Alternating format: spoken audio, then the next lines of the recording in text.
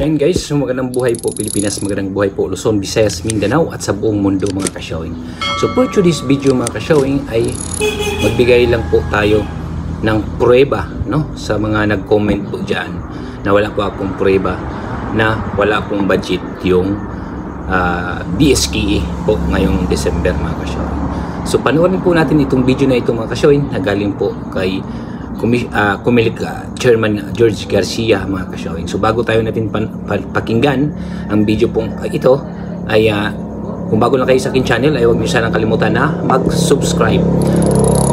Click the notification bell, i-bell all nyo na para updated kayo lagi sa mga bago pong upload na video. And don't forget to like, share, and comment down below mga ka-showing para makita po natin at mabasa po natin ang inyong mga komento tungkol po dito sa ating pinapanood mga ka-showing. So narito po, sabay-sabay po nating pakinggan ang sinasabi po ni Comelec George Garcia mga ka-showing na wala nga po silang pundo.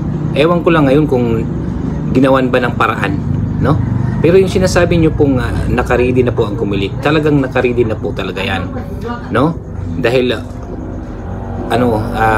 nakaready na po talaga yung Comelec na yan, no? Mayroon po silang rehistro sa July and August, no, para po prepare po sila kung sakaling matuloy at makahanap ng pundo para sa BSKE ngayong December mga ka-showing. Kung hindi po makahanap, wala pong magaganap na eleksyon. So pakinggan po natin itong video na ito at sinasabi po ito ni Commissioner Comelec Chairman George Garcia, no? Matagal na po itong video mga ka-showing pero ito po ang sinasabi talaga niya 1 month ago mga ka-showing. Kasama dito sa ipapasang batas yung pondo para dyan sa Bangsamoro elections.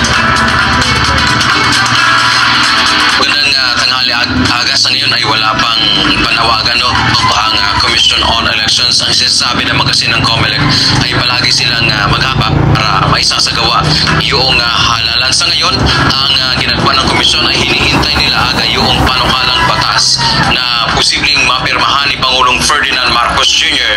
na nagpapaliban sa Bangsamoro parliamentary elections. Batay sa inaprobahang Senate version ng bill, sa halip na kasabay ng midterm election sa Mayo, ang parliamentary election sa Bangsamoro, iuurong ito sa October 13. Ito pa rin ayon kay Comelec Chairman George Erwin Garcia, dahil magiging bukod na ang halalan sa farm, mangangailangan sila ng 2.5 billion pesos na pondo. Pero nilinaw ni Garcia na sa ngayon ay wala silang pondo para rito sapagkat dapat sana ay synchronize o kasabay ang parliamentary elections sa midterm elections. Ang nasabing halaga ay para sa renta ng mga makinang gagamitin sa halalan, gayon din ang panibagong pag-iimprenta ng mga balota at pambayad o honoraria ng mga guro. Magkakaroon din anya ng refresher sa mga electoral boards na magsisilbi sa eleksyon. Yung na-expect na dagdag na 2,000 doon sa barangay na SK ay mawawala po.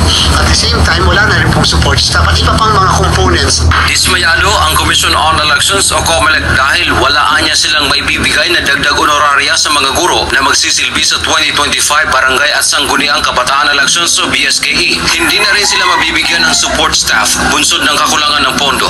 Naunawaan po ng Commission on Elections ang fiscal space na napakaliit. So talaga namang ang dami po kasi nangangailangan din na ahensya na napaka-importante. Pero sana naman po, wag naman ma-set aside din ang ating halalan sapagkat napaka-importante po ito. Lalo po ang kapakanan ng mga guro. Bayani po natin na naglilingkod sa araw ng halalan. So yan mga ka-showing, no, narinig po natin ang sinabi po ni George Garcia, no, na talagang kulang po sila ng, kailangan po nila ng 2 billion mga ka-showing.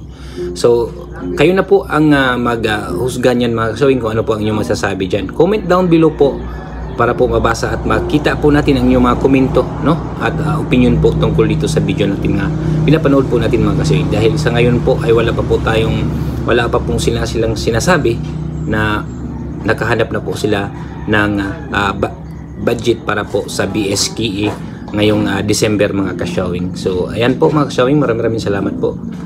Sana'y nagkaintindihan po tayo at sana'y po na bigay ko, no, ang inyong gusto mga ka-showing. So maraming salamat po. Don't forget to subscribe mga ka-showing. Thank you for watching.